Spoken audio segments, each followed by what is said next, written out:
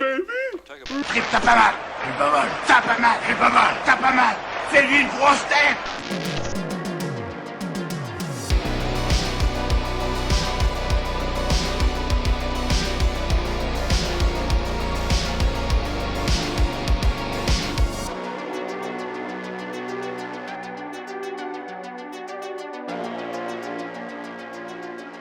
Bien le bonjour, chers clients, et bienvenue à cet deuxième épisode de la saison 2. 2 plus 2, 4. Ça marche-tu? Non, ça marche pas Non, du tout. rien à voir. Hey, je suis votre commis Steve et je suis avec... Votre commis Steph, comment allez-vous, chers clients? Merci d'être là. Vous avez été là la semaine dernière avec nous. Oui. Vous avez été à notre live de dimanche dernier également et vous êtes encore au rendez-vous. C'est grâce à des clients comme vous que le Super Club Vidéo demeure ouvert. Et parlant de clients, aujourd'hui, on reçoit une cliente, en fait, Vanessa. Je te laisse dire le nom de famille. Tatiana Birly. Merci beaucoup. Je ne vais De pas rien. massacrer son nom de famille. Réalisatrice québécoise qui a fait des courts-métrages hallucinants qu'on a diffusés et projetés au Requiem 2023. C'est vraiment cool. La petite poule rousse parmi un de ses films. Elle va venir nous parler du futur de sa petite compagnie. Très cool. Toujours intéressant d'entendre parler des réalisateurs de chez nous au Québec. Il va y avoir également Laurent cette semaine qui va être l'acolyte de Christophe pour nous parler de l'année de l'horreur 1993. 1993. Ah, ça sent un bon film de Friday the 13th. Ça sent Jason Goes to Hell. Ah non, mais c'est pas un film de Friday the 13th, ça, parce qu'il n'y a pas le nom dans le titre. C'est un stand-alone, ça. On appelle ça un spin-off. Tu déroutes, là, Steve. Ouais, ben parlant de déroute, hein, ça va être qui? Notre acolyte, Victor. Ouais. Victor? Avec la chronique Game-moi ça, il va nous parler de Super Metroid. On fête le 30e anniversaire de ce jeu-là. Ah, c'était difficile, les Metroid. me Ah, semble, quand très. Ah, il y a bien de la misère. Moi, de mon côté, j'ai continué à regarder Les Children of the Corn. Hein? Je suis dans mon deuxième film, et là, Chanceux. ça s'en va-tu en s'améliorant? C'est ce que vous allez découvrir. Exactement, je vais le découvrir moi aussi, parce que je le sais pas. Et moi, j'ai regardé un film qui s'appelle The Johnsons, un film des Pays-Bas. Un film qui m'a traumatisé quand j'étais jeune. Il a fallu que je rentre cette nuit pour la cassette WCW Bash at the Beach 97 parce qu'elle n'était pas reculée. Alors, comme tout bon leader, j'ai fait qu'est-ce qu'il y avait à faire. J'ai mis mes bottines, je suis parti à la shop et j'ai reculé la cassette moi-même. Non, mais je veux dire, on nous demande tout le temps si la cassette est en stock. Est-ce qu'on va leur donner une cassette qui n'est pas reculée? Êtes-vous mélangés? Perdus? Idiot? Toutes ces réponses? Écoutez, là, allez donc déballer la boîte d'arrivage, sinon c'est moi qui va devoir le faire encore. C'est le fun de se faire parler de même, c'est infantilisant, je suis tanné un peu. Ben ouais. Mais je suis pas si tanné que ça, là. J'aime ma job, On est des idiots. c'est pas drôle, hein?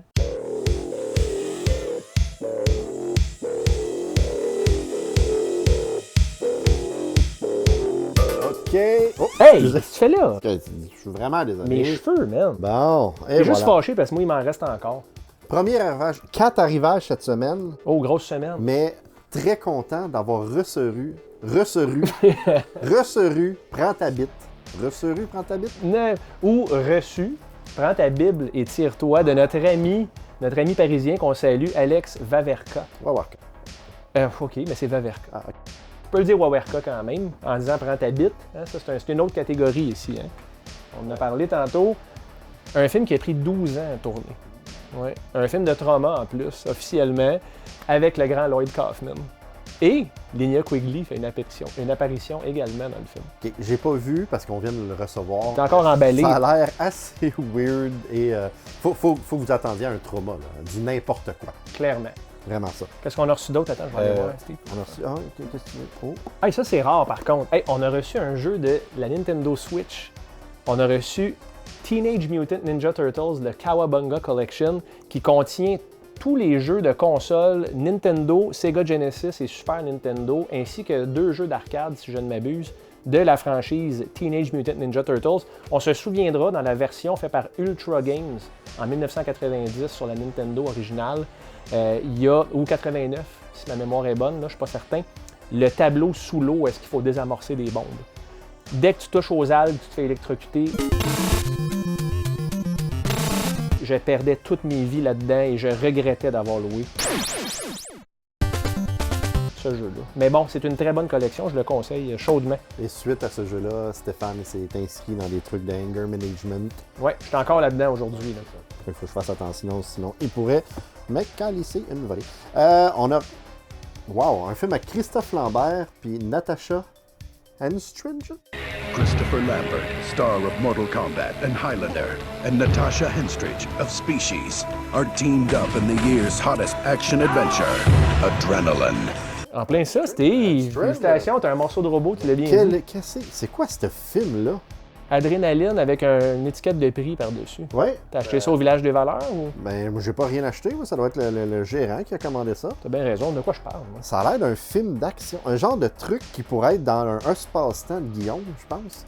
Parce que... Inflige pas ça à Guillaume, tu me fais déjà souffrir. Moi, il a rien demandé, Guillaume. Écoute, Stéphane, je m'excuse, mais là, j'ai le goût de te laisser finir l'épisode puis aller écouter. Ben ok, si tu veux, mais t'as pas envie de me faire écouter ça. If he's not dead by dawn, we are dead by dawn. Pour qui ils se prennent de dire ça? C'est pas Evil Dead, ça. Ouais, et enfin, notre dernière. Arc, éloigne-toi. Five Nights at Freddy's. FNAF, comme diraient mes enfants. T'es souhait encore, hein? On éternue beaucoup, hein? Il y a de la poussière ici. C'est ça.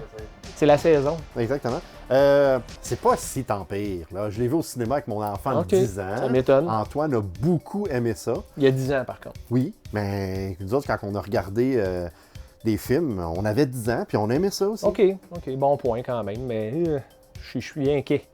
C'est un Blue Mouse en plus? Je pense que oui. Non. Oui, Blue Mouse. Voilà. Et voilà. Bon, pourquoi pas. Mais Snaf, avez-vous regardé ou vu ce film-là? Les amis de la forêt.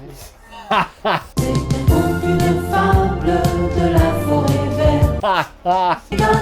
Les canards. Tu sais, je pense que c'est le temps d'aller à la pause, là, parce qu'on veut voir Daniel après. Oui, Daniel, viens nous sauver, s'il vous plaît, les amis de la forêt. Ça fait longtemps que j'ai pas entendu ça. C'est la fête dans la forêt verte.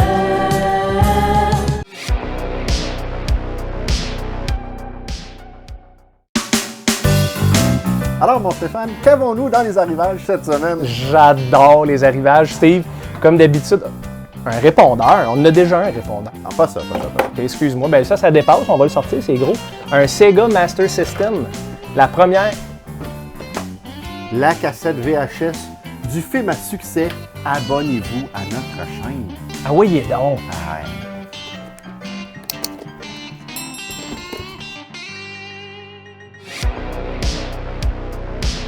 Daniel va venir nous sauver aujourd'hui. C'est pas les amis de la forêt verte, non.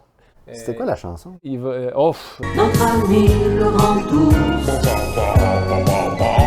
Je me souviens pas, je l'écoutais en anglais, moi, cette émission. Ah non, mais en français, c'est encore meilleur. Ben, c'est plus un problème, moi, de localisation. Je suis une tête carrée, comme on dit. Ouh. Un anglo de deux montagnes. Daniel, lui, c'est pas un anglo. Par contre, même s'il vient de Gatineau, il y a beaucoup d'anglophones là-bas. Il va nous parler des sorties de films d'horreur. Un 14 mars. 15 mars. 15 mars, même affaire. 13 mars. 12 mars. OK. Salut tripeux d'horreur et bienvenue à Aujourd'hui dans le monde de l'horreur. Aujourd'hui en ce 15 mars, il y a un total de 21 films qui sont sortis, dont voici les highlights parmi ceux-ci. Premièrement, en 1957, on a Plan 9 from Outer Space, qui est un classique du So Bad It's Good réalisé par Ed Wood. Puis c'est le dernier film à mettre en vedette Bela Lugosi, même si au moment du tournage, ça faisait un an qu'il était mort. Oui, c'est mauvais, mais c'est pas le pire film au monde. C'est le fun pour ce que c'est. Ensuite, je vais les mettre ensemble parce que je sais que vous aimez pas les films de Kaiju, les gars, mais aujourd'hui on en a deux. Premièrement, on a Gamera vs Gaios en 1967, qui est le troisième film dans la série des Gamera. Puis ensuite, en 1975, on a Terror of Mechagodzilla, qui est le deuxième film où Mechagodzilla apparaît.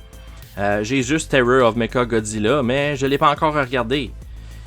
Mais tu sais, il y a genre 30 films dans la série des Godzilla, laissez-moi une chance.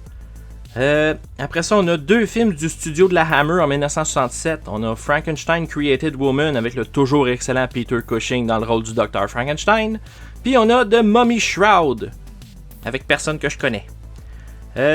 Ensuite, en 2009, on a Drag Me to Hell, qui est un film de Sam Raimi qui marquait son retour à l'horreur après ses 3 Spider-Man. Puis quel retour triomphal! Ça raconte l'histoire d'une fille qui se fait jeter une malédiction après avoir refusé la prolongation d'un prêt immobilier à une vieille femme pour impressionner son boss. C'est tellement un bon film. Je l'ai adoré, puis je serais dû pour le revoir. Puis je suis pas mal sûr que vous aussi. Ensuite, et finalement, en 2015, on a We Are Still Here, qui est un film d'hantise mettant en vedette Barbara Crampton. C'est vraiment bon, puis c'est pas une hantise, disons, conventionnelle. Exemple, quand les fantômes sont présents, plutôt que de faire froid, ben, il se met à faire chaud vu que ceux qui hantent la maison, ben, sont morts brûlés. Ce qui est le fun aussi, c'est que la fin, on s'y attend fucking pas. Ça vire bout pour bout, puis wow! Je suis pas le plus grand fan des films de hantise, mais celui-là, il a mon stamp of approval. C'est donc tout pour aujourd'hui. Merci les tripeux, à la prochaine, et back to you, Steve et Stéphane! Très cool semaine quand même. Oui, mais attends une minute, là. Plan 9 from Outer Space, c'est pas un film d'horreur, c'est un film horrifiquement mauvais. Oui. Mais c'est pas un film d'horreur en tant que... Mais attends, c'est pas vrai, il y a des vampires là-dedans. Ben oui. Puis c'est un film d'Ed quand même. L'as-tu déjà vu? Non. Non? J'ai jamais vu, mais il y a une réputation d'être un des meilleurs sur Bad It's Good. Tu dois regarder ce film-là parce que à chaque fois que tu vois le vampire comme ça, c'est parce que justement, ben, il était décédé. Et là, Edward trouvait que son coiffeur ressemblait. Fait qu'il le prend. Fait que là, il se promène tout le temps de même. Fait que des fois, il y a une scène qu'il marche. Puis là, après, ça coupe, il est comme ça. C'est quand même... Ça rajoute beaucoup au mythos du film. Il a raison, Dan, on n'est pas des grands fans de films de kaiju en général. Je suis un fan des pochettes, par contre. Avoue que les pochettes sont nice. Pochette, oui. La version avec Mecha Godzilla est très, très, très cool. Ouais, ça, c'est très, très beau, les pochettes. Mais une pochette ne fait pas un film. Non, vraiment Parce pas. que sinon... Tout serait bon ici. Tout serait bon. Mais sauf Squirms. Squirms, ça a l'air terrible. Squirms? Ah, non, attends, non. Squirms, c'est... Ah, c'est Jeff Lieberman. Est-ce que tu connais We Are Still Here avec Barbara Crampton? Je connais... Je l'ai pas vu. Non? Non, j'ai pas vu la série, non. Y a-t-il une série? Oh, à toi de me le dire, mais Dan a mis son étampe d'approbation sur ce film-là, puis il a dit que c'était vraiment très bon, puis c'est pas un fan de films de hantise à la base. Ça m'intéresse quand même, ça. Et finalement, Drag Me to Hell de Sam Raimi. Je me rappelle tellement quand le film est sorti. J'étais tellement énervé, j'étais voir ça au cinéma, et je suis sorti de la salle. J'ai été déçu, là! Mais j'ai jamais réécouté le film. J'ai la même expérience que toi. Ouais. Je m'attendais à quelque chose parce que Sam Raimi revenait à l'horreur. Puis moi, j'étais un gros fan de Sam Raimi avec Evil Dead, bien entendu. Puis j'avais adoré sa version de Spider-Man. Donc j'avais beaucoup d'attentes. Mais c'est quelque chose que j'aimerais revoir, Steve. Moi aussi. Parlant de revoir, on veut revoir des films de 1993 parce qu'après la pause, ben, Christophe et Laura de Champlain vont nous parler de Jason Goes to Hell en disant que c'est le meilleur Friday the 13th. Damn.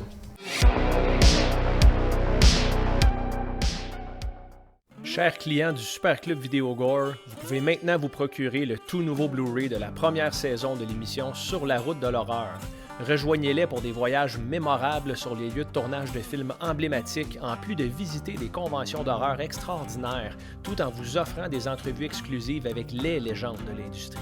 La première saison de Sur la route de l'horreur, c'est 12 épisodes taillés sur mesure par des fans d'horreur pour les fans d'horreur. Rendez-vous au surlaroutedel'horreur.com pour plus d'informations. 1993, Steve. J'avais 11 ans. J'étais encore un grand fan de films d'horreur à ce moment-là, mais je commençais à être de moins en moins amusé parce que les années 90 en général, c'est pas le best. Non, les années 90 sont superbes. C'est le fun, les années 90. Comme il essaye de dire.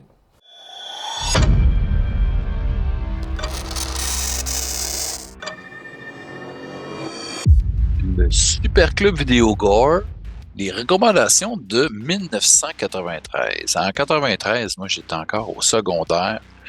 Mais il y a beaucoup de mes réalisateurs préférés là, qui étaient très actifs à l'époque. Donc, au niveau des recommandations, qu'est-ce qu'on peut vous proposer de louer au Super Club Vidéo Gore si vous cherchez des films de type familiaux? Bien évidemment, il y a L'étrange Noël de Monsieur Jack, Nightmare Before Christmas, produit et écrit, imaginé par Tim Burton, mais réalisé par Henry Selick, hein, le gars qui a fait James and the Giant Peach. C'est un film de Noël, mais en tout cas, c'est pas grave, c'est bon. Joe Dante, hein, Monsieur Gremlins, The Burbs, The Howling, Matinée avec John Goodman. C'est pas tant un film d'horreur, mais c'est à saveur horrifique, vraiment à la William Castle, vraiment un film hommage à cette époque-là, des années 50-60. Jurassic Park, c'est un film d'horreur aussi. C'est des monstres qui tuent des gens, des monstres majestueux. Belle petite copie ici signée par Phil Tippett, spécialiste d'effets spéciaux. Sinon, Toby Hooper, pas Toby Hooper, John Carpenter travaillait avec Toby Hooper, oui, effectivement, sur Body Bags, Cadavre au menu. On le voit même, John Carpenter jouer le rôle de l'hôte, copié en français ici.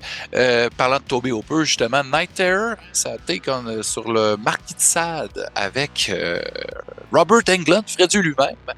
C'était pas mal. George Romero, monsieur le père du zombie contemporain, The Dark Half, adaptation de Stephen King. Pour ceux qui filent plus, je dirais, européen, international, Dario Argento avait sorti Trauma. J'ai une copie en français ou en anglais pour ceux qui veulent écouter la version originale. Un film avec sa fille, Asia Argento, hein, que dis-je, et aussi Brad Dourif, puis Piper Laurie, la mère dans Carrie. Un film très très cool, Action Mutante de Alex de la Iglesia, espagnol, film complètement pété. Ça, si vous avez jamais vu ça, ça vaut le détour. Évidemment, Guillermo del Toro, j'en parle souvent, mais Chronos, c'est un de ses premiers films, un film sur autour du concept du vampirisme avec un monsieur très âgé, avec une bijou étrange. Vraiment hallucinant. C'est vraiment un très beau film. La copie Criterion était 40 avec un court-métrage. On peut visiter sa maison, musée aussi. Sinon, aussi Abel Ferreira avait réalisé un remake de Body Snatchers qui est pas mal du tout. Parasite, je pense que je l'ai jamais... non, je pense que c'est Parasite en français, Ticks en anglais, jamais vu. Ça a été réalisé par Tony Brandel qui avait réalisé Hellraiser 2 Hellbound. Mais c'est produit par Brian Yuzna. Il faudrait bien que je l'écoute à un moment donné. Brian Yuzna, évidemment, qui a réalisé Return of the Living Dead Part 3. On se rappelle tous de cette histoire d'amour avec justement la belle Angela. C'est très cool. Moi, pour vrai, j'ai adoré Retour des Morts 3. C'est le réalisateur de Society, évidemment, qui est sorti quelques années auparavant. Body Melt, film australien. Si vous n'avez jamais vu ça, en français, ça s'appelle Massacre sanglant. C'est hallucinant. Sinon, Cannibal the Musical, hein, des gars qui ont fait South Park, mais surtout Freaked. Freaked, il faut vous écouter ça. Si vous n'avez jamais vu ça, complètement fou. Ça, c'est un film réalisé par Alex Winter. C'est le Bill de Bill et Ted, qui on voit ici, là, tout petit, là, juste là, dans The Lost Boys. Donc, si vous avez juste un titre à retenir, en fait, vous pouvez tout écouter ces films-là, sortis en 93, c'est malade, mais Freaked, il faut voir ce film-là, c'est débile Dynamite. 1993. Qu'est-ce qui s'est passé cette année-là? Ben des affaires. Nelson Mandela a gagné le prix Nobel de la paix, Bruce Dickinson a quitté Iron Maiden, le Canadien de Montréal a gagné pour la dernière fois la Coupe Stanley, puis moi, j'étais pas né, hein? Par contre, il y a eu un film, ou plutôt un téléfilm, qui est sorti cette année-là et qui s'inscrit dans la filmographie d'un réalisateur que j'apprécie beaucoup. Body Bags. Un film anthologique dont les segments ont été réalisés par John Carpenter et Toby Hooper.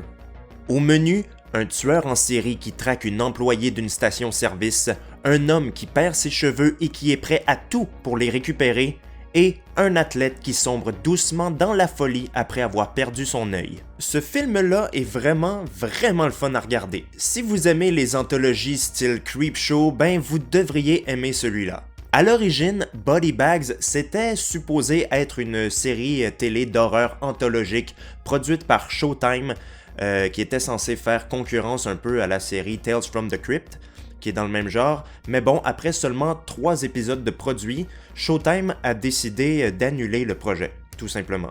Mais les segments qui avaient déjà été produits ont été réunis dans un seul et même film, que voilà.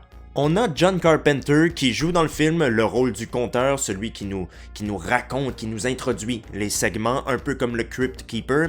Et bon, John Carpenter, c'est pas un acteur à la base, hein. Il est pas super bon, mais bon, on sent qu'il a un peu de plaisir à le jouer. Il est drôle et c'est vraiment cool à regarder. Il a réalisé les 2 premiers segments du film. Le premier, The Gas Station, est un slasher bien classique, pur et dur, faisant de nombreuses références à son propre film Halloween, ce qui n'est pas pour me déplaire. Et il y a une bonne atmosphère creepy, bien malaisante, bien pesante et lourde, avec un petit humour noir qui fait vraiment plaisir, vraiment c'est très bien équilibré. Le second segment s'appelle Air, tout simplement, et il est hilarant. On y traite d'un vrai sujet qui touche plusieurs hommes quand même, hein, la perte des cheveux, et on le tourne au ridicule avec des gags complètement absurdes qui me tuent de rire à chaque fois. Et en plus, t'as des effets spéciaux numériques là-dedans qui sont dignes des années 90, donc pas super bien faits, et ça rajoute un petit côté comique encore plus à tout ce segment. Et puis à la fin, t'as quand même un petit punch, hein, une petite twist qui n'est pas piqué des hannetons, mes amis. J'ai jamais compris le sens de cette expression. Et finalement, le troisième et dernier segment, The Eye, est réalisé par Toby Hooper. Et franchement, je crois que c'est vraiment celui-là qui est le plus cru, le plus dur, le plus sérieux et le plus violent à regarder. C'est un excellent segment, parfait pour conclure le film, et en plus, t'as Mark Hamill dans le rôle principal, et il est terrifiant.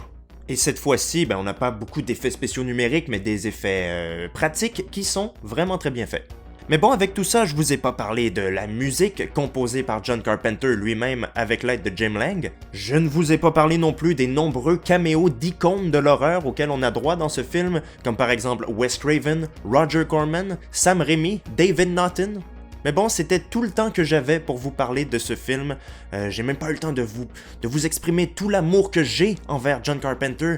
Je lui voue pratiquement un culte. Mais ça, vous pourrez le voir si vous allez sur ma chaîne YouTube parce que j'ai consacré non pas une, mais 2 vidéos à sa filmographie complète.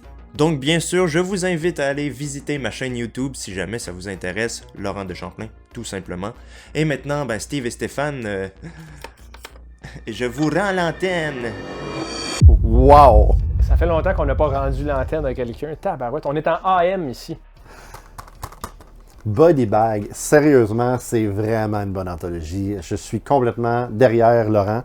T'as jamais vu Body Bag? Je n'ai jamais vu Body Bags, mais j'ai envie de voir Body Bags. Est-ce que tu peux noter ça dans ton calepin de l'homme le plus sexy au monde, David Hasselhoff? Bon. Tu chantes bien en plus. Je le sais que je chante bien, mais je me force même pas. Laurent l'a très bien vendu, quand même. Là. Body Bags. Avec raison, c'est bien correct. Ça, je suis partant, ça me choque pas du tout. Jason Goes to Hell. Yes! OK, on va passer au suivant. Come on! Qu'est-ce qu'il y a? Et là, Jason Goes to Hell, là, OK, on en parlera une autre fois. Une autre fois. Tu vas avoir un segment complet un jour, j'ai comme l'impression que le gérant va te laisser en parler. Leprechaun, est-ce que tu as aimé, Steve? Écoute, c'est le genre de film que quand tu regardes quand tu étais jeune, il te donne la chienne. Quand tu le réécoutes un peu plus tard, probablement tu fais « Oh, Jennifer Aniston! » Parce que chaque grosse franchise a son acteur connu. Qui a commencé, en plus. Kevin Bacon, Friday the 13th. Johnny Depp dans Nightmare on Elm Street. Linda Hamilton dans Children of the Corn, que je vais vous parler J'en reviens pas de ça, c'est vraiment cool comme fait. Là, Jennifer Aniston dans Leprechaun. Elle a désavoué le film, par contre. Pas de vrai? Complètement. Elle a honte. Mais pourtant, j'ai pas tout vu les Leprechauns. J'espère. Ah j'espère pour toi. Ma conjointe Caroline et sa sœur Joanie adorent Leprechaun. Ils l'ont regardé souvent, puis ils citent encore souvent ce film-là. Chronos, ça me dit rien, de 93. Del Toro. Attends une minute, je pense qu'on l'a ici. Je pense qu'il va le trouver. The Dark Half, j'en ai déjà parlé à notre ancien show, le Chevalier du démon du midi, paix à son âme. Hein, à notre ancien show, à Steve et moi, qui était relié avec Sur la route de l'horreur. J'ai parlé souvent de ça. Mais c'est une bonne année quand même dans l'ensemble. Oui, très bonne. Je ne trouve pas Chronos. C'est bien correct. On a beaucoup de choix ici. Après la pause, notre cliente cette semaine, Vanessa, qui va venir nous parler des futurs projets de sa maison de production. Entre autres, elle va sûrement reparler de Petite Poule Rousse, qui était un gros succès l'année dernière. Donc, j'ai bien hâte de m'entretenir avec elle, Steve.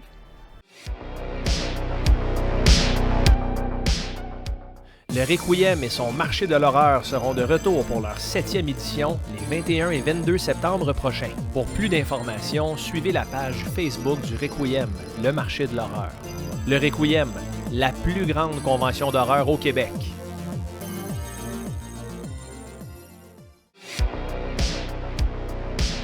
J'ai rencontré pour la première fois Vanessa à cause du Requiem. En fait, non, c'est faux. La première fois que j'ai parlé et vu Vanessa, c'est pour Le Chevalier du Démon. On a fait une entrevue avec. Mais elle est venue au Requiem présenter Petite Poule Rousse. Et j'ai adoré ce film-là. Et c'est une réalisatrice qui en fait de plus en plus. Fait que je me suis dit, Stéphane, pourquoi est-ce qu'on l'amènerait pas dans notre backstore? C'est un peu bizarre. Attention, dit de même, mais elle est la bienvenue au Super Club. Alors, chers clients, bienvenue dans le backstore du Super Club Vidéogore avec notre nouvelle cliente cette semaine, Vanessa Tatiana Berly. Comment vas-tu, Vanessa, tout d'abord? Ben, ça va bien. Écoutez, on a eu quelques problèmes techniques. Les gens le Ça, savent. c'est la faute du gérant. C'est la faute du gérant. Il a coupé dans le budget au niveau de la technique. On y fait le message. Bon, ou c'est de la faute des sorcières qui sont avec nous sur la barque. Alors, un des deux. Voilà, OK. Je voulais qu'on parle rapidement de Petite Poule Rousse parce que il est arrivé plein de bonnes choses avec ça. Mais là, tu Oui. parles déjà de la barque. Fait que commençons avec Petite Poule Rousse. Depuis la dernière fois qu'on s'est parlé, ça fait longtemps. C'était durant notre autre show, Le Chevalier du Démon du Midi. On s'est vu au Requiem. Vous avez fait Oui. votre première. Il y avait beaucoup de monde. Là aussi, on avait eu des problèmes techniques. Hein? Mais ça, c'était de notre faute à nous. Et Ça on nous a suit. trouvé le problème plusieurs temps après. C'était un problème d'ordinateur qu'il a fallu le renvoyer à la compagnie. Donc, donne-nous des nouvelles de Petite Poule Rousse. Qu'est-ce qui se passe, là? Ben, ça va super bien. On a eu un automne vraiment très chargé. Le film a circulé beaucoup à l'international. Puis merci beaucoup de nous avoir accueillis au Requiem. Là, vraiment, merci beaucoup de nous avoir donné cette chance exceptionnelle. Puis ça a été vraiment un beau moment pour nous. Et puis, ben, le film en est. Écoutez, je vous dirais que c'est allé, tu sais, je crois beaucoup en la force de l'histoire. Puis l'équipe a travaillé très fort. On a vraiment des interprètes extraordinaires. Puis tout s'est bien passé, il y a beaucoup de potentiel avec ce projet. Puis, mais c'est allé pratiquement au-delà de ce que moi, je m'étais imaginé, tu sais, dans mes propres attentes, là. On a quand même gagné 14 prix à date. C'est quand Wow. même beaucoup à l'international. Et je n'étais pas là les 14 fois, mais il y a certaines fois où j'y étais, comme au Maroc, par exemple, où on nous a attribué le prix du meilleur film expérimental. Donc, c'est intéressant de voir comment on classe un peu le film. Et puis, on a quand même une quarantaine de sélections. Donc, ça fait vraiment plaisir, toute cette belle aura là, qui se passe autour du film. Là. Je suis très contente. Puis, à quoi les clients peuvent s'attendre lorsqu'ils vont visionner Petite Poule Rousse? Est-ce que tu peux parler un peu du synopsis, puis vraiment l'enveloppe qu'est Petite Poule Rousse? Parce que les gens en parlaient beaucoup au Requiem. Puis, je Ouais. crois que pour l'instant, c'est un film qui n'a pas la plus facile et grande disponibilité ou visibilité. Mais nous, on veut vraiment t'aider avec ça, Vanessa. Donc, peux-tu parler un petit peu aux clients de Petite Poule Rousse? Ben, avec plaisir. Alors, cher client, Petite Poule Rousse, ben, c'est l'adaptation d'une nouvelle de Jonathan Reynolds qui était parue donc, dans une des revues Solaris, qui d'ailleurs est la même chose. J'ai un extrait, là, un exemplaire dans les mains où on va voir la barque aussi, dans la barque de Geneviève Blouin. Ben, on parle beaucoup de santé mentale, donc c'est vraiment un personnage qui souffre vraiment d'une grande anxiété, particulièrement sociale. Donc, elle sort très peu de son quartier. Mais là, elle s'est fait un nouvel amoureux et elle doit même aller à l'extérieur de Montréal pour son rendez-vous. Alors, elle devra, vous imaginez bien, confronter vraiment ses peurs, ses angoisses, son anxiété pour se rendre à ce rendez-vous. Et arriver au rendez-vous, ben, la personne en face d'elle, donc cet amoureux, lui fera des confidences, des révélations auxquelles elle ne s'attendra pas et elle sera bousculée vraiment. Enfin bref, ce rendez-vous va se transformer en véritable cauchemar. J'ai vu le film. Je peux pas en parler plus parce que je veux pas te dire trop de choses à propos du film, mais est-ce que, bientôt, éventuellement, il va être disponible comme en ligne quelque part ou comme tu gardes ça dans ta poche arrière pour pour autre chose ou? Non, non, non, ben le film, on attend encore à peu près, je sais pas, une dizaine peut-être de sélections, là. C'est sûr qu'on a investi un certain montant dans la distribution. Là, on a pris en charge nous-mêmes la distribution du film. Donc, à voir. Mais une fois que le circuit des festivals, je vous dirais, peut-être à la fin de l'été, là, oui, on va le mettre disponible, là, parce que on fait des films pour qu'ils soient vus, là, forcément. À date, j'ai pas à me plaindre. Il a rejoint quand même beaucoup de gens à travers tous les festivals auxquels on était invités. Mais c'est ça. Oui, on va le mettre disponible, absolument. La même chose pour les tubercules aussi. Cool. Ah, Steve, ça, les tubercules, je me souviens, au Chevalier du démon du Midi, on avait parlé de ça. Je pense que tu avais appelé ça tuberculose. Puis, on avait ri très fort avec ça. C'était un bon moment. Mais c'est ça, moi je me souviens encore, Vanessa, au Requiem, les gens, il y avait vraiment un buzz autour de Petite Poule Rousse, puis les gens en parlaient. Steve, est-ce que je me trompe si je dis que c'était en clôture de festival? En plus, quand le Requiem a terminé, c'est le dernier film qui avait été projeté. Oui, effectivement, c'était même après les heures de fermeture, comme de la salle d'exposants, puis le Requiem, là, ça a fermé le Requiem, puis il n'y a jamais eu autant de monde au Requiem après 17 heures qui était dans les corridors et dans les salles, là. C'était vraiment le fun. Ah oui, il y avait beaucoup de ça. C'était un chouette moment, vraiment, là, pour nous. On en reparle encore, là. Tu sais, ça a été vraiment une super expérience. Écoute, vraiment, on est vraiment content que ça se soit bien passé malgré le problème technique du début, que les gens étaient contents. Oui. Là, en début d'entrevue, tu nous as parlé de la barque qui est en préparation. Donne-nous plus de détails à propos de la barque. Ben, la barque, en fait, c'est parti de... Il y a... comment ça s'appelle? C'est le Congrès boréal. C'est une fois par année, ça réunit tous les auteurs de la littérature, de l'imaginaire. Donc, ils se rencontrent, il y a des colloques, ils parlent de leurs œuvres, il y a des tables rondes, tout ça. Puis j'avais proposé aux organisateurs de lancer un concours de nouvelles, ce qui nous permettrait aux Montagnes Hallucinées de découvrir plus d'auteurs, puis de leur donner une chance aussi de nous soumettre leurs œuvres. Donc, on a proposé un concours de nouvelles avec une thématique qui est le huis clos. Et on a donné la chance à des auteurs, connus, moins connus, sur une base évidemment anonyme, là. Il y a eu quand même une 50aine d'auteurs qui ont, jusqu'à la date limite, proposé des nouvelles avec la thématique du huis clos. Il y a un premier jury qui a fait une délibération et nous a donné, ce jury, leur top 5, si vous voulez, 5-6 nouvelles. Et puis, Jonathan Reynolds, Pierre Leblanc, mon associé, et moi, on est passé au travers, puis on a fait le choix final. Donc, c'était la nouvelle Dans la barque de Geneviève Blouin, que par la suite, j'ai adapté librement, parce que je vous dirais qu'il y a quand même, ça reste le cœur de l'histoire, mais il y a toujours des petites différences quand on fait l'adaptation. Hein. Il y a des petites ficelles, des fois, qu'on coupe ou qu'on tire un petit peu plus, là, selon l'histoire. Et puis voilà, donc on s'est engagé à travers ce concours à trouver les moyens, surtout les solutions, avec des petits budgets à produire le film. Et donc, ce sera en tournage dans à peu près 3 semaines. Wow, donc tout est en place pour débuter le tournage dans 3 semaines. La distribution, l'équipe technique, tout le monde est là. Oui, mais c'était pas facile. Ça doit pas être évident quand même, monter des projets comme ça. Ouais. Ça ressemblait à quoi en amont? Une fois que vous avez le hockey, que c'est cette histoire-là que vous allez adapter, ainsi de suite. Comment ça se passe, le processus, pour vraiment aller chercher l'équipe à ce niveau-là? Ben, l'équipe, quand même, est assez bien constituée, là, en Montagne Hallucinée. C'est sûr, c'est notre 3e film en 2 ans, donc c'est le fun, on travaille beaucoup ensemble. Il y a quand même des nouvelles personnes qui se greffent, mine de rien, à chaque projet. Mais au niveau du processus, donc j'ai commencé, comme je le disais, à faire l'adaptation. Ensuite, honnêtement, on voulait faire ça avec un petit budget, parce que c'est du financement privé. On ne se donne jamais ce temps-là nécessaire pour déposer aux institutions, parce que souvent, ça peut être très long.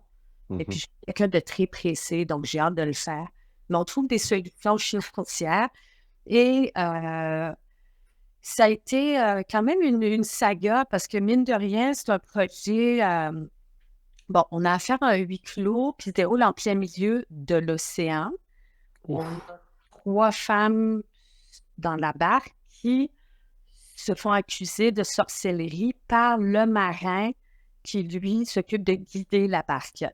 Et ces femmes-là, donc, en ont beaucoup accumulé, là. Vous savez, l'époque des sorcières, tout ça, hein, les femmes vivaient tout ça, souvent des mauvais quarts d'heure, et elles arrivent au point culminant de leur vie où elles décident de s'occuper de leur propre vengeance. Alors, c'est vraiment intéressant avec l'aide d'une espèce de, je ne vous dévoile pas tout, mais force mystérieuse qui est à proximité de la barque. Donc, c'est une belle histoire, mais ça coûte cher. Il y a beaucoup de défis techniques. Et puis, le studio dans lequel on va tourner une grande partie du film, donc on a su qu'il allait fermer Cinéfilm, donc il a fallu devancer le tournage de 2 mois. On avait réservé une barque, mais finalement, on a appris que le monsieur dans notre dos a vendu la barque à quelqu'un d'autre. Fait qu'il fallait retomber à la case départ. Donc, il y a beaucoup de petits incidents comme ça au fil du parcours là, qui nous empêchent un peu de dormir. Mais au final, il y a toujours des solutions. Puis, il faut juste garder toujours confiance. Faire un film, c'est beaucoup d'acharnement. Quand on aime le film, on veut le faire. Il faut résister toujours à tous ces petits moments qui arrivent devant toi où tu te dis, il y a tellement de difficultés où je ne trouverai pas l'argent. Mais en continuant toujours de croire que tout est possible, il y a comme toujours des petits miracles qui se présentent. Donc, c'est assez intéressant. Donc, pour le moment, on est sur une belle vague là, positive. On a notre barque. Je m'en allais dire, Ouais. film indépendant, un petit budget, concours en huis clos, ce que tu te dis, bon, ben huis clos, ça va pas coûter tant cher, ça sera pas si compliqué, puis boum, un océan. Oui. Ouais. Écoute, Puis à chaque projet, on apprend plein de choses. Je veux dire, peu importe, même que tu as plein d'expérience ou pas d'expérience, chaque projet t'amène toujours des obstacles, des difficultés, des apprentissages aussi. Là. C'est important de toujours apprendre quelque chose dans chaque projet, mais ça t'amène plein de connaissances. Tourner tout un film sur l'eau, là, je vous le dis, ça engage des choses que moi, je ne m'attendais pas à ce point. Tu as tous les syndicats, tu as la CNESST, mais tourner dans l'eau, c'est sécurité pour les comédiens. Il faut faire vérifier la qualité de l'eau. Ça veut dire qu'il faut qu'il y ait des bateaux de secours autour. Là, il faut que tu payes tous ces gens-là. Là. Puis si on est... Oui, puis si on est trop nombreux, ben, ça prend l'ambulance pas loin. Fait que là, c'est dit, hey, on a quoi, 5 000 $ faire le film? Ça ne tient pas debout. Fait il faut être créatif. Il faut être créatif pour trouver des solutions. Écoute, j'ai vraiment, vraiment hâte de voir le film. Je présume qu'il va Tu être nous fait l'as dans bien la vendu. prochaine année. Tu nous l'as vraiment bien vendu. Et tantôt, on parlait, je t'ai posé la question, est-ce qu'on va voir Petite Poule Rousse ou les tubercules, etc. Je veux juste en fin d'entrevue, qu'on parle un peu de Ciné Tapis Rouge, parce que je suis tombé là-dessus, moi, il y a quelques mois. J'avais aucune idée que c'est toi qui avais fondé le tout. Dans le fond, toi, t'aides les films québécois à être distribués ou vus dans d'autres pays, c'est ça? Oui, c'est plus de la diffusion. Oui. Quand j'ai lancé ça là, en 2007, les films partaient encore en bobine, là, 35 mm, 16 mm. On n'était pas rendu encore dans le numérique, puis toutes ces facilités d'aujourd'hui. Puis le cinéma québécois circulait beaucoup moins à l'international.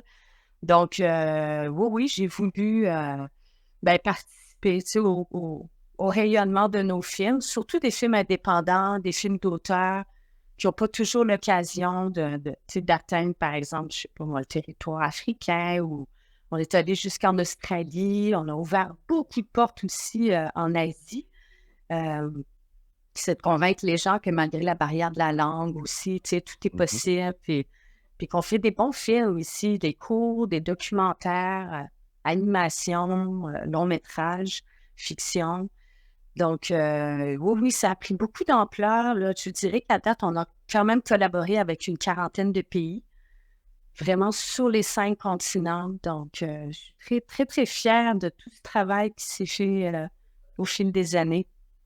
Félicitations, parce que c'est des initiatives comme ça qui font que le petit Québec, comme on dit souvent, se fait voir à grande échelle. Puis on a tellement de talent, on Oui, a tellement de génie créatif ici au Québec. Puis ce que ça prend, c'est de l'exposition. Puis grâce à des oui. initiatives comme Ciné Tapis Rouge, Vanessa, on peut y arriver tous ensemble. Ah oui, absolument, absolument. Oui, oui, absolument. Puis, oui, c'est un travail qui a possibilité de grossir, tu sais, vraiment à chaque année. Puis, tu sais, c'est sûr, j'en connais beaucoup de festivals, là, beaucoup de programmateurs, des programmatrices. Puis, je le vois maintenant. Le travail qu'il y avait à faire, c'est qu'ils ne pensaient pas d'emblée au cinéma québécois parce qu'on n'est pas très connus. Donc, ils vont aller dans la francophonie plutôt du côté des Français ou des Belges, disons peut-être un petit peu le manque de visibilité comme nous, hein, mais surtout les Français. Donc, tout ce qui était événements francophones, le mois de mars, la francophonie, on n'était pas beaucoup là. Donc, j'ai travaillé beaucoup aussi à sensibiliser les instituts français, Alliance française pour dire, hey, nous aussi, on fait du cinéma francophone, on la défend aussi, cette langue-là. Donc, oui, c'est tout un travail, mais qui s'échelonne sur plusieurs années. Hein. Ça ne se fait pas en un an, là, ce travail-là. Et là, je trouve que les gens pensent d'emblée beaucoup plus rapidement maintenant à programmer des films québécois. Écoute, c'est vraiment génial. Je te remercie beaucoup, Vanessa. C'était vraiment le fun. J'ai hâte de voir la barque. J'ai Ah hâte oui? que les gens puissent voir les autres films. Longue vie aussi à Ciné Tapis Rouge. Bon tournage dans 3 semaines. Bonne Merci chance. Et Oui. beaucoup. oui, on se reparle, puis on se revoit bientôt. Puis Stéphane, Oui. après la pause, on s'en va faire je sais pas quoi, mais maudit que ça va être la fun. On va l'apprendre. Le Super Club Vidéogore est fier d'être commandité par la brasserie Anorak Brewpub. Située au cœur de Morin Heights, la brasserie Anorak Brewpub vous offre une grande sélection de délicieuses bières élaborées sur place, ainsi qu'un menu varié succulent de style barbecue américain. Anorak Brewpub, c'est une équipe de gens passionnés qui vous reçoit avec le sourire, qui vous offre un service hors pair et des plats tout simplement délicieux. Réservez dès maintenant au brasserieanorak.ca.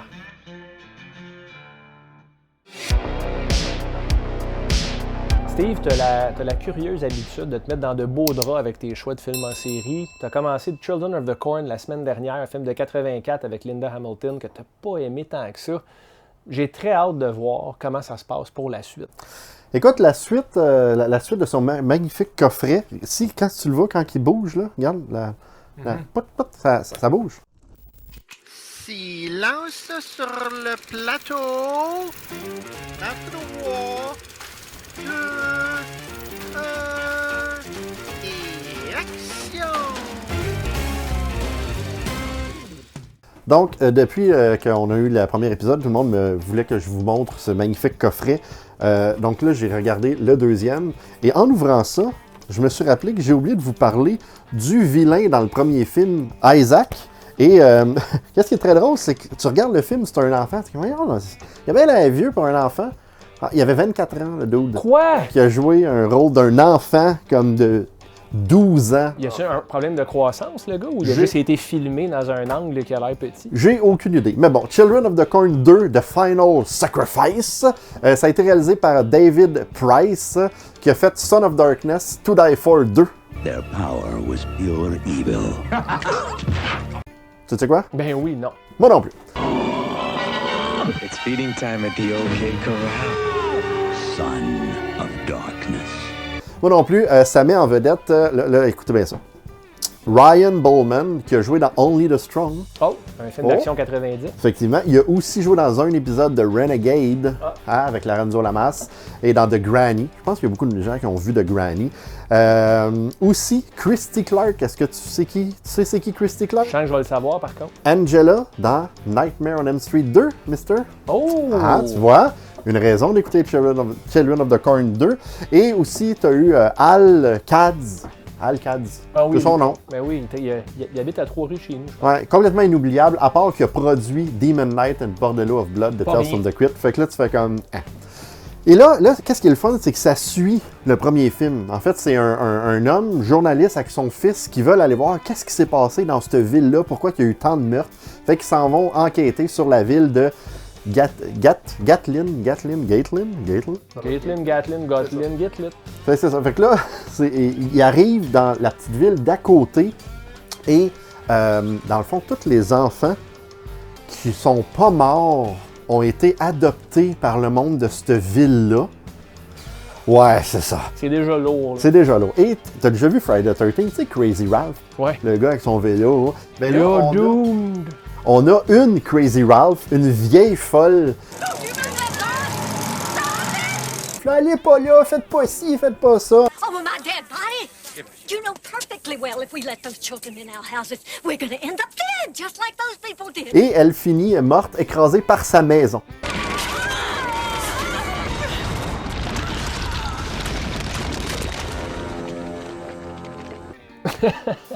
Tant pis. Pour de vrai, là, sa maison est comme pieuté parce qu'ils font des travaux. Ben, les parfait. enfants. Si elle a choisi de s'appeler Crazy Ralph, quel étrange nom pour une femme. Non, mais ça.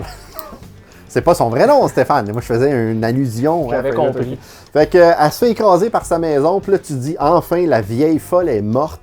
Et durant que toute la police était là, t'as une autre vieille folle qui arrive en chaise roulante. Oh my God, it's Ruby! It's Ruby! Who killed my sister? C'est sa sœur qui est jouée par la même actrice. Oh, Seigneur. She warned all of you! Oh my God, que c'est poche! Mais je sais pas pourquoi ils ont fait ça, parce que ça fait juste rajouter un meurtre plus loin qui est vraiment cool. Parce qu'une vieille folle qui se fait courir après en chaise roulante.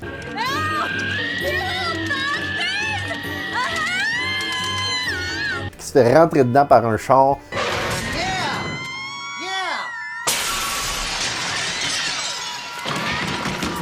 C'est assez épique, merci. Mais une maison qui tue une vieille dame aussi, c'est incroyable quand même. Là. Donc les deux sœurs sont mortes de façon atroce. Exactement. C'est pour le plaisir du spectateur.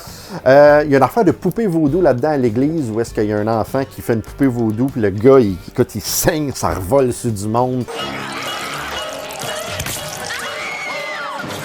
Quand même pas si pire cool. Comme j'ai dit, la chaise roulante. Il y a une scène de sexe que... Avec la vieille? Non, malheureusement. Heureusement, en fait. Mais écoute, les deux, la sueur, là... Pire que Top Gun. Ils ont chaud, on dirait que ça fait 8 ans qu'ils baisent. Et, comme le premier, ça se termine avec un effet spécial atrocement mauvais. Et là, t'as encore le champ de maïs. Puis la bébite Tremors que t'as toujours pas vu, tu sais pas c'est quoi. Fait que c'est à peu près un résumé très rapide et très poche. C'est ça. Ben, c'est à la hauteur du film, on dirait, Steve. Mais il était plus divertissant que le premier, fait que je le classerais avant le premier. Bon, j'ai pas de misère à te croire. T'es chanceux, au moins, t'as un film que t'as pas trop haï. Moi, cette semaine, on va parler avec la chronique de Regarde-moi ça du film de Johnsons. Hey toi, regarde-moi ça. Stéphane de Johnson, film de mon enfance que j'ai vu, que j'avais eu la chienne parce que c'était fucké puis weird, puis je m'en rappelle plus. Film de ton enfance. T'as eu une mauvaise enfance. C'est tout ce que j'ai à dire, Steve. Ah, c'est un film de 1992 de Johnsons. C'est un film de Rudolf Vandenberg. C'est le premier film que je vois qui a été réalisé dans les Pays-Bas. Et c'est le dernier film que je vais voir qui a été réalisé dans les Pays-Bas. Il commence. Il commence, puis il va continuer à part de ça, le commis Steph. C'est l'histoire de 7 jumeaux dans un asile psychiatrique couvert de marde couleur moutarde.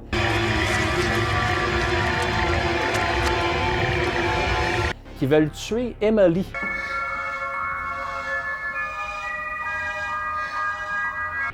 À date, avez-vous le goût de le voir? Moi non plus. Non, oui! C'est une fille internée dans un asile parce qu'elle fait des cauchemars. Savais-tu que c'est une raison d'être interné dans un asile, ça, Steve? Tu fais des mauvais rêves, pièce padée.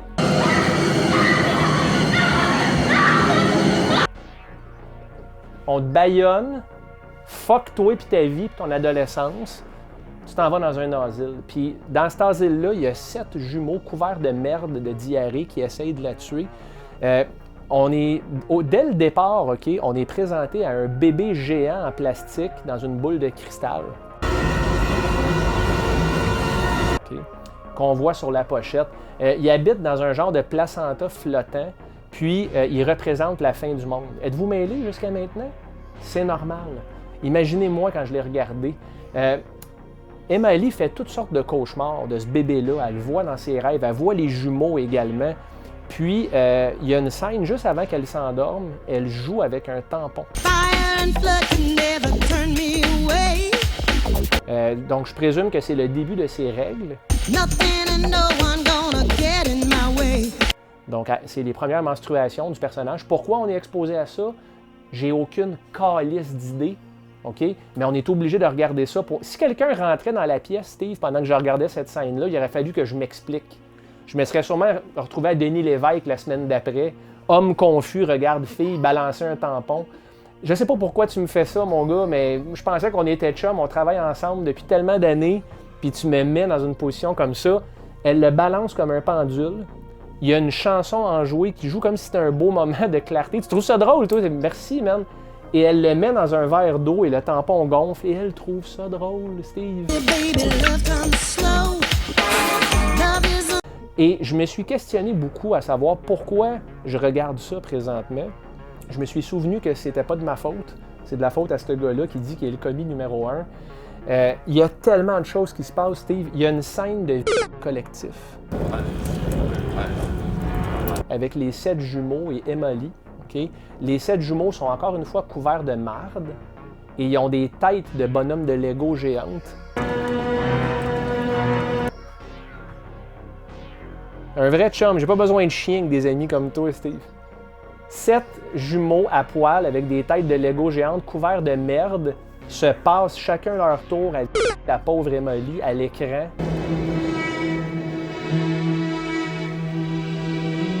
Je me questionnais beaucoup. Est-ce que je vais le finir? Est-ce que je continue le film? Est-ce que je l'arrête? Okay? Je l'arrête, dis-je, avec des R. Moi, j'ajoute des R dans les mots qui n'ont pas de sens. Il y a un agent correctionnel qui se fait battre à un moment donné par les 7 jumeaux. Es-tu correct, Steve? Oh, oui, ça va bien. Il se fait battre à coups de matraque. Puis les gens disent « Ah, la scène de l'agent correctionnel, vous allez voir, c'est vraiment troublant. » C'est pas troublant. Now watch. The other 6 immediately turn on the doctor and tear him to pieces. Le film au complet, dans son ensemble, est troublant. Mais cette scène-là, les matraques ne se rendent même pas à destination. Finally managed to beat them back, but it was too late for the doctor. Tant qu'à faire une scène comme ça, prenez des matraques en caoutchouc puis frappez pour vrai. Là, c'était infect. Et Emily, puis là, c'est incompréhensible pourquoi tout ça se passe en passant. Puis on voit souvent le bébé dans le placenta flottant. Qu'est-ce que je viens de dire, man? Je viens de dire cette phrase-là, mais c'est vrai. C'est ça qui se passe dans le film. C'est une genre de boule de cristal qui est un placenta, puis le bébé est supposé nous faire peur. Mais c'est presque aussi pire que l'hostie de gobelin dans Sorority Babes in the Slimeball Bolorama. No way out. It's my time. C'est même moins bien fait que ça. Il y a un des jumeaux qui se fait tuer en tombant dans une piscine remplie de papier mâché. Il meurt dès qu'il touche au contact de l'eau. Il est mort. C'est terminé. Il y a une scène dans tout le film qui est cool. C'est un couteau à pain électrique que Emily passe à travers une porte où est-ce qu'il y a un des jumeaux qui essaie de la tuer de l'autre côté et ça lui passe à travers l'œil puis ça lui sort sur le côté du crâne. C'était bien fait, mais c'est pas mal là que ça termine. Un autre mime couleur gastro, à un moment donné, il tombe dans une... il est au 3e étage, si je ne m'abuse, puis il tombe en tenant un fauteuil. C'est très mal monté, puis ça coupe à une scène d'un pantin, clairement, avec les mains, avec de la crazy glue qui tombe, stiff. Et à la fin du film, Emily rencontre le bébé dans une boule de cristal et elle lui donne de l'affection. Pick up the fetus! Pretend it's your child! Donc il éclate. Parce que ce bébé-là, quand tu lui donnes de l'amour, il meurt. Et quand le bébé éclate, il y a une pluie de sang interminable.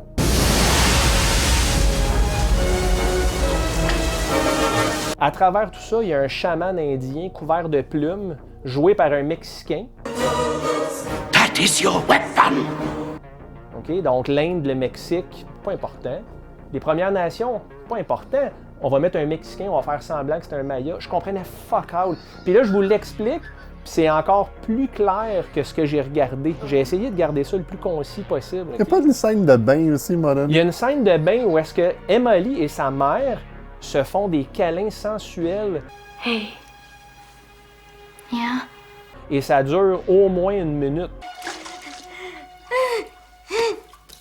De malaise.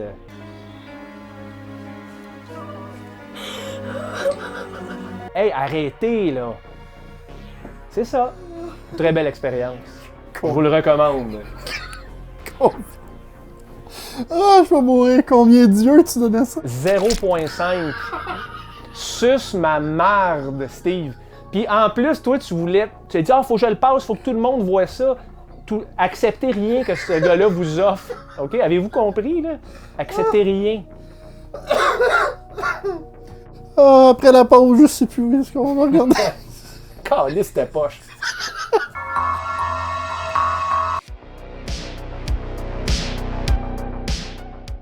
Chers clients du Super Club Vidéo Gore, si vous êtes passionné par l'horreur comme vos 2 commis préférés, la chaîne YouTube Horreur FM est faite pour vous. Rejoignez l'animateur Daniel Leblanc pour ses critiques approfondies de films d'horreur de tout genre. Il parlera des films d'horreur les plus obscurs sans négliger les plus récentes sorties de notre genre cinématographique préféré.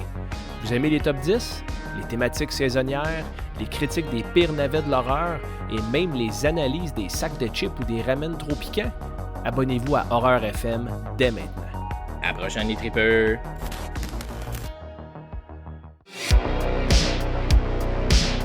Steve, on va aller voir quelque chose de beaucoup plus agréable. On appelle ça un nettoyeur de palette. En anglais, un palette cleanser.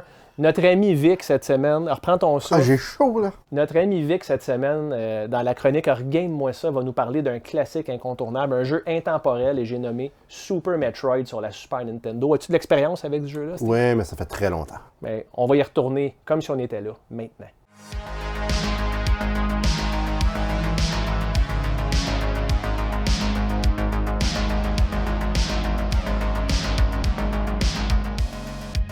Salut les collègues à temps plein et les membres du Super Club Vidéo Gore.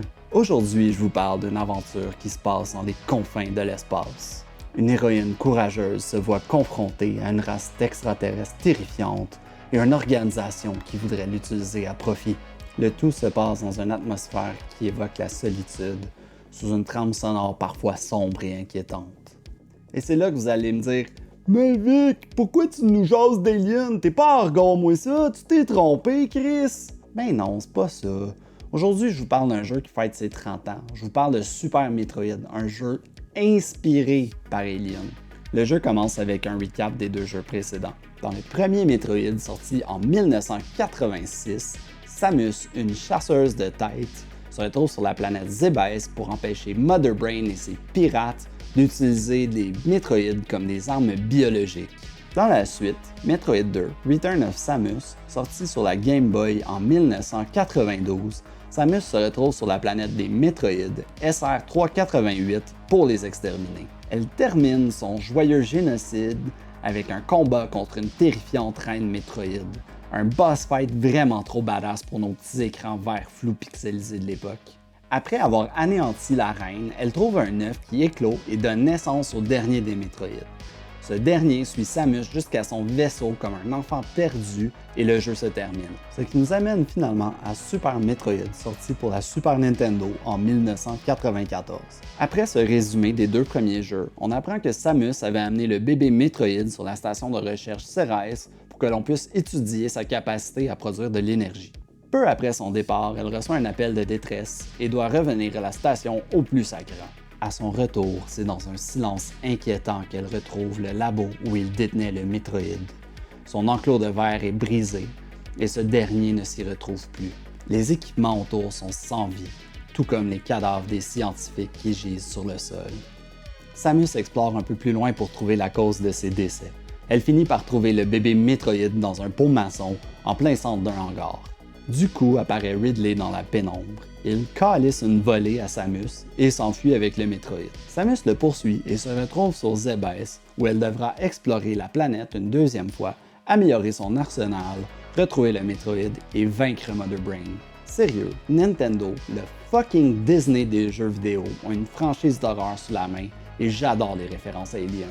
Par exemple, le monstre Ridley prend son nom du réalisateur d'Alien, Ridley Scott, et son design est inspiré des Xenomorphs avec son crâne allongé et ses motifs biomécaniques. Il y a aussi Mother Brain qui prend son inspiration de l'intelligence artificielle Mother sur le Nostromo et les statues des Chozo qui ressemblent drôlement au Space Jockey qu'on retrouve sur le vaisseau échoué sur la planète LV-426 dans Alien. En retour, Super Metroid continue d'inspirer un grand nombre de game designers et de développeurs. C'est carrément un masterclass de game design. La musique est atmosphérique et représente très bien les environnements vivants et variés que Samus explore. Le sentiment de découverte et de progression est vraiment parfait. Vers la fin du jeu, Samus est vraiment full equip et il n'y a pas grand chose qui peut la ralentir au passage. Les boss quant à eux sont impressionnants et comparables aux monstres des grands films de kaiju. Et ce n'est pas tout. En plus d'avoir donné naissance au genre Metroidvania, Super Metroid est en partie responsable de la scène du speedrunning, où des joueurs tentent de briser des records de vitesse pour compléter divers jeux. C'est même possible de briser la séquence naturelle du jeu en obtenant des items avant le temps prévu. Puis en passant, si vous louez au Super Club Video Gore, vous pouvez effacer la partie du gérant. Il est resté poigné dans Maridia pendant des heures, puis je pense qu'il a abandonné sa partie. Victor, quel beau travail! Quel hommage à un jeu qui ne vieillit pas. Ça, c'est un masterclass dans le game design. Je recommande chaudement à tous les clients du Super Club Video Gore de mettre la main sur Super Metroid. C'est une franchise qui existe quand même depuis 1985.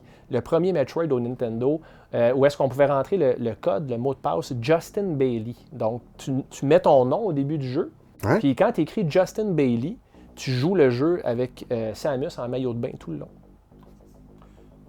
Pourquoi? Pourquoi pas? OK. Hein? C'est un Easter egg dans un jeu bien avant son temps. Il y a eu d'autres jeux par la suite sur le Game Boy également. Sur le Game Boy Advance, il y a eu Super Metroid aussi. C'est une franchise... Ah, puis Metroid Prime. Est-ce que tu as joué à Metroid Prime? Jamais. Sur la GameCube, c'est excellent. Et dernièrement, il y a eu Metroid Dread, il y a à peu près 2 ans, qui est sorti sur la Switch, qui était un retour aux sources. Avec un autre personnage qui te stocke. Il y a quand même beaucoup d'horreur dans Metroid, hein, puis c'est vraiment à sa place. Ah, jette ça, s'il vous plaît. C'est vraiment à sa place ici au Super Club Video Gore. Steve, tu serais dû, là. Je serais dû. Metroid, Megaman aussi. Ah, voilà. Metroid, mais toi, tu. Excusez, cordonnier mal chaussé. Metroid, Megaman, tous ces genres de jeux-là, quand on était jeune, c'est le fun. C'est encore le fun, par contre. Le fun. Ben oui. Il y a certains jeux qui sont mieux laissés dans nos souvenirs. Mais ce que tu as nommé là, Megaman, c'est excellent. Parmi les meilleurs soundtracks du gaming. Puis Super Metroid, c'est de la musique que tu peux mettre en background quand tu travailles dans la maison ou tu mets quelque chose. Puis c'est vraiment moody. D'ailleurs, Vic l'a nommé tantôt, mais le boss qui s'appelle Ridley, qui est un hommage à Ridley Scott. Pour vrai? Pour vrai. Hop, ben. Mais tu vois, ce qui serait le fun, un soir, c'est de se faire une soirée gaming. Juste gaming. On va chez vous, parce que tu as tout. Il y a de la place. Puis on joue à des jeux de même que ça fait longtemps que j'ai pas joué. J'aimerais ça parce que... On a reçu un fax d'un client qui chialait hier. Le match de boxe là, de Hilton contre Ouellet n'a toujours pas été retourné par janvier. Avez-vous essayé de l'appeler pour le fun? Savez-vous comment ça fonctionne, le téléphone? Je sais pas pourquoi que je pose la question, parce que je sais déjà la réponse. Mais pour vous autres, là, les clients, là, vous les appelez comment? Avec des signaux de fumée? Parlant d'appeler, là, il y a plein de messages sur la boîte vocale qu'on a manqué. Répondeur. Bouton orange. Gérant. Out! Il a raison, par exemple. Là. Ouais, mais moi, j'aimais vraiment ce qu'on voyait en background parce qu'il se fait prendre, puis c'est Power. Ouais, c'est Frankie the Mobster qui fait ça. Ouais, on va aller voir si c'est lui qui nous appelle. Ouais, salut Steph, c'est Denis du Méga Vidéodrome. Ça fait 2-3 fois que j'essaie de t'appeler chez vous, pis t'as 2-3 cassettes en retard, là. Pourrais-tu, s'il vous plaît, nous ramener Anal Party 86, Ishi, on sait pas c'est qui, pis Toy Story 2, s'il vous plaît? C'est ça. Parlant de ramener, ben, les retours.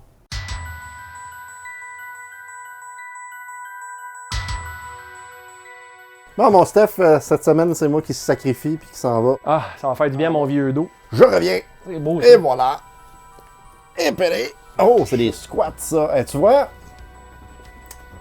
Hein, le gérant qui se fâche après tout le monde, on l'a appelé Jean-Guy. Oui, Jean-Guy qui nous ramène Hilton Wallet. C'est 2 boxeurs québécois, Davy Hilton, qui est un des 3 frères avec Matthew et Alex. Une grande famille de boxe et un total trou de cul comme être humain. Une grande famille de bums. De bums également. Quelqu'un, vous irez lire un peu sur Davy Hilton si vous le connaissez pas. Puis Stéphane Ouellette qui a eu beaucoup de problèmes de consommation, mais qui était une belle personne, une belle âme, on va dire. Puis un très bon boxeur avec un des meilleurs jabs de la boxe québécoise de tous les temps.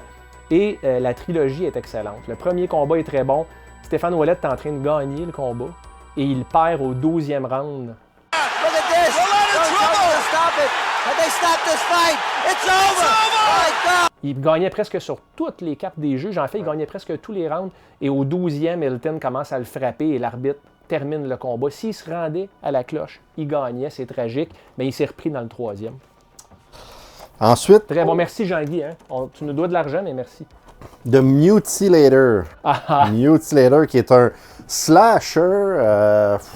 Ça, c'en est un sur Bad It's Good. Ouais, c'est ça. C'est un film qui est tellement low budget que les kills sont quand même très, très nice. Ouais. We're going on a fall break. On mettra la toune, là. Parce qu'elle est dans le film.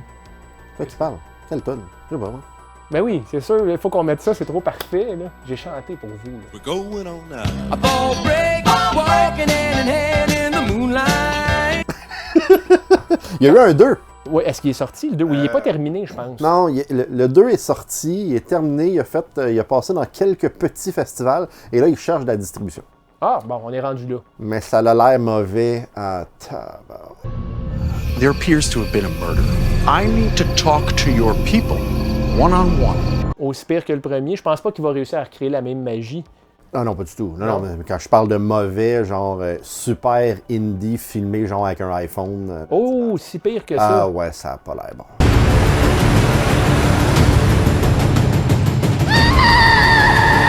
Ah. Il y a l'agent de police qui reçoit un coup de machette dans une joue, à un moment donné, sur la plage, puis il échappe sa lampe de poche, puis il se fait décapiter ensuite. Meilleur kill du film, selon moi. Yes. Et enfin, notre troisième retour de Ness, qui est un film de cafard. C'est rare. Écoute, on voit souvent les films avec les araignées, hein, avec la vermine, mais des cafards, on voit pas ça. Et Creepy Crawler, je pense, un film. Oui, c'est c'est effectivement. Mais parmi les scènes qu'on voit à l'arrière ici, il y a une scène dans une toilette où est-ce qu'il y a des cafards à perte de vue, des coquerelles, c'est dégueulasse. T'as-tu aimé ça, toi?